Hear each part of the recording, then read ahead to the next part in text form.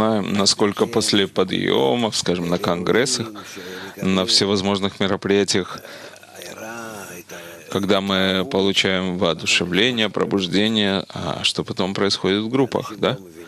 Когда люди пока еще не понимают, как такое может быть, что после такого хорошего состояния вдруг становится состояние настолько темным и плохим, полная беспомощность, и все оправдание уходит от тебя, и объединение. На этом мы должны учиться, что представляет собой наша природа. Это не просто какая-то игра, когда я существую, а вне меня что-то происходит. Но то, что происходит, это происходит во мне, внутри. Это совершенно иначе. Это игра жизни.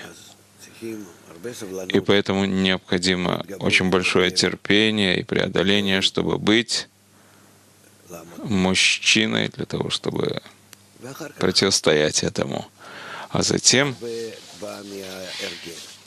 многое исходит от привычки. Когда это становится второй натурой, подъема и падения, и понять, что это невозможно.